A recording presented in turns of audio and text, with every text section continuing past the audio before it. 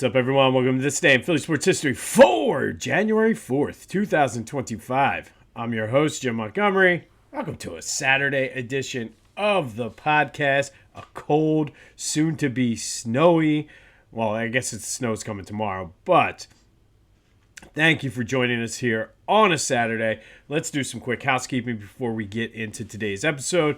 Be sure to follow me on social media, Jimbo_Mont on Twitter and TikTok. On Instagram, at PhillyJimbo. Subscribe to the YouTube channel, Jimbo_Mont, and continue to spread the word as we look to continue to grow in 2025. We were featured in On Pattison newsletter yesterday, so go give them a check out. It emailed right to your inbox. We're in there a couple times a week, so go check it out, the On Pattison newsletter. All right. Sixers in action tonight in Brooklyn. Last game of this road trip.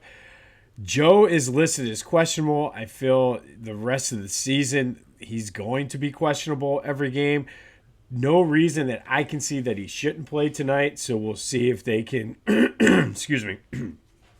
get back into the win column against the Nets. Kelly Oubre was listed as doubtful. He's dealing with some things right now. And that's a shame because he's been so steady for them over the past couple of years. But Sixers Nets tonight in Brooklyn. Flyers off, and they finish up their road trip tomorrow in Toronto.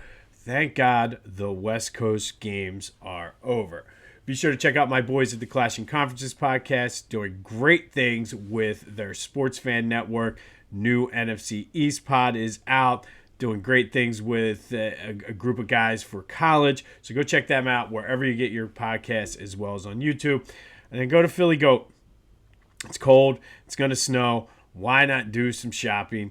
Go check it out. Get some of the bird wings. Hopefully maybe get them in time for the playoff game. They have plenty of shirts. You name it, they got it. So go to Philly Goat. Check them out. Use the promo code Jim Montgomery to take 10% off of your order. All right, for the new year, I've been saying this. We've been doing it. I've been feeling better about it. Instead of New Year's resolutions, we are forgiving figures in Philly sports history, trying to bring some of that good karma to our teams in 2025. It's going to be a big year for our teams one way or the other, so let's try to make it as positive as possible. And today, we are forgiving Mike Mamula.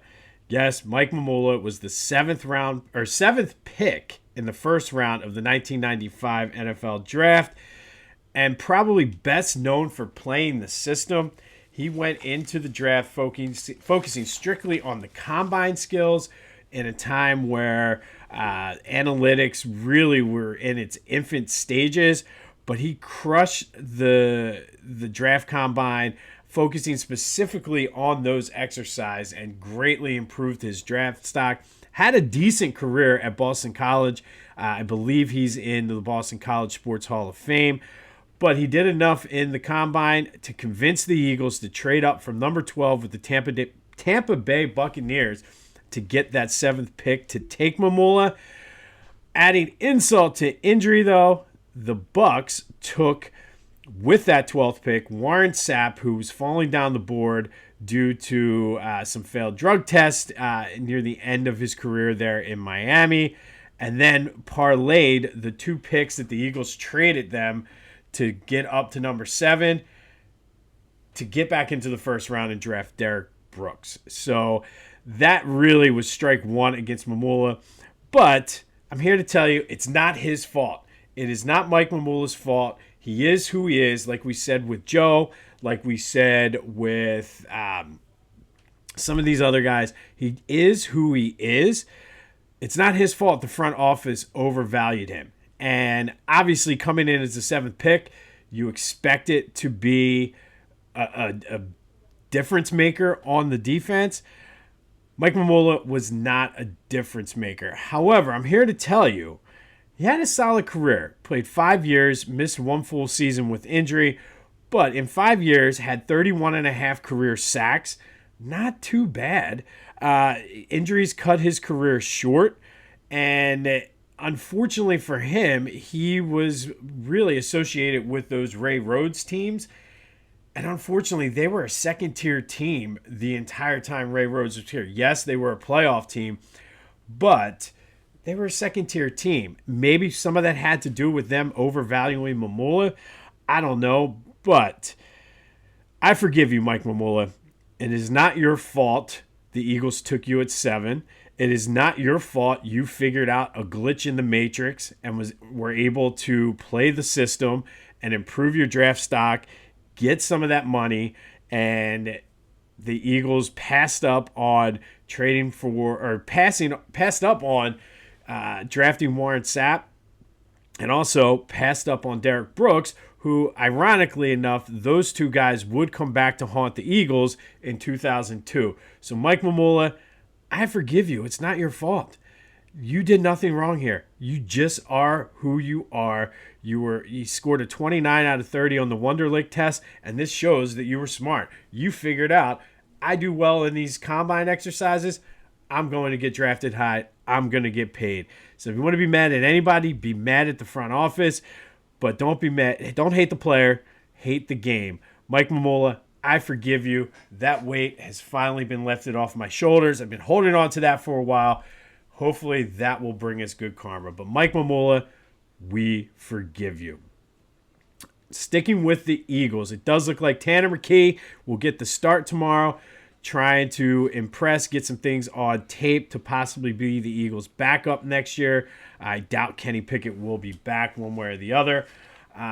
Nick Sirianni spoke to the media. Jalen is progressing through the concussion protocol, still in it. However, I did hear a lot of different folks speak about this, saying that the Eagles are probably being very cautious with that because, God forbid, if I saw, I forget what site it was, but one of the NFL doctors or sports doctors that follows the NFL basically said that if he would get another concussion in like a freak accident or something at practice, he's likely out a month. So they're being very smart. He's probably okay now. They're just playing the long game. Let's hope that that's the case. But a lot of people who cover the Eagles say if he's not playing or practicing by Wednesday, that's when we should be concerned. So stress-free football this weekend. We will take it. Let's recap yesterday's question of the day, though. For this game, I asked you yesterday, will you be watching it or will you try to get some other things done since it is basically a glorified preseason game? 73% of you said you will be watching it. Probably as cold as it is and with the snow in the forecast, probably not a bad idea. Thank you as always for participating in the question of the day. We'll have another one here in a couple minutes. But the other big story yesterday, there was a report or not a report, but a tweet, I think, or something sent out by Jeremy Fowler for ESPN that essentially said he's hearing around the league that there is a possibility that if the Eagles do lose in the first round, Nick Sirianni's job could be in jeopardy. I don't know. I feel like, is this backlash because of the Saquon not going for the record? Is this just because it's been a relatively drama-free couple of weeks here, trying to stir the pot? I find it hard to believe with the job that Nick Sirianni has done this year, if they do lose in the first round, Jeffrey Lurie and Howie Roseman would make a change. I mean, I guess anything is possible. But, I mean, we saw it with Buddy Ryan, 3 straight first-round exits. He gets fired. But Norman Brayman was a different type of owner. So we'll see what happens. I don't know if I buy this because I get it's winning a Super Bowl, and it would be disappointing. I don't know if it's enough for him to lose his job. But that is today's question of the day. If the Eagles don't make it out of the first round of the playoffs, will Nick Sirianni keep his job, or should he? Is probably the better question. 267-495-8531. That'll get you in on the Back to the Future voice and text line. Get that. Anything else Philly sports related off your chest. Want to talk about Mike Mamula? It's all fair game. I guess the cool part about this Giants game is the Eagles can either win their 13th game, or I guess 14th game of the year, or they could tank or help the Giants tank a high draft pick, which would even be funnier. Maybe that's the end goal here. Maybe they're playing the long game with the Giants and letting them win to tank their draft pick, but we'll see. Still a lot of people talking about Saquon not playing and this, that, and the other. I still don't get it. I mean, yes, it would have been cool for the record, but at the end of the day, the Super Bowl is the only thing that matters. And so many people saying, oh, well, it would have been cool to have the record. No, stop it. It would have been cool. However, the Super Bowl is the priority. So we'll have more on the Eagles tomorrow, including the 3 keys to victory. Probably an abbreviated version of that due to backups, but we will have the 3 keys to the game as we gear up for the Eagles-Giants preseason matchup in Week 18 of the NFL. Today, we're going to go back to 2012. And on this day in 2012, my Temple Owls beat the number 5 Duke Blue Devils 78-73 at the Wells Fargo Center. The only time in school history that they beat Duke. And I remember this game well because it was so satisfying to finally beat Duke. I put it up there with when the football team finally beat Penn State. It's just one of those game, like they always seem to get blown out by Duke too. So to have them beat Duke was very gratifying for me. Khalif Wyatt had 22 points. Relier Jefferson had 17. Duke was led by Mason Plumlee. And also, little side note, starting for Duke that day at the Wells Fargo Center, future Sixer Seth Curry, who had 6 points. This was the 4th straight year that Temple beat a top 10 team. This was very early in Dunphy's career. He led the Owls to a 24-8 record, the A-10 regular season title. Big 5 co-champions. They got all the way into the NCAA tournament as a 5 seed. Was feeling very good until they lost to South Florida in one of the ugliest tournament games I've ever seen in my life. I remember being at, I believe it was PJ Willihan's in Bluebell, and it just was an ugly, ugly game. But for one day, though, Temple was on top of the world. On this day in 2012, they beat the number 5 ranked Duke Blue Devils 78-73 at the Wells Fargo Center. For the 4th straight year, they had beaten a top 10 team. And for me, it was just getting the monkey off my back. And I was glad that it happened with Coach K as the coach. Unfortunately, when Temple beat Penn State, Joe Pa wasn't the coach. I believe it was Bill O'Brien, or it might have been the first year of James Franklin. But either way, Temple beat Duke on this day in 2012. We'll have more on the Eagles, including the 3 keys to victory tomorrow, as Tanner McKee and the backups lead the Eagles into battle. We are forgiving Mike Mamula today.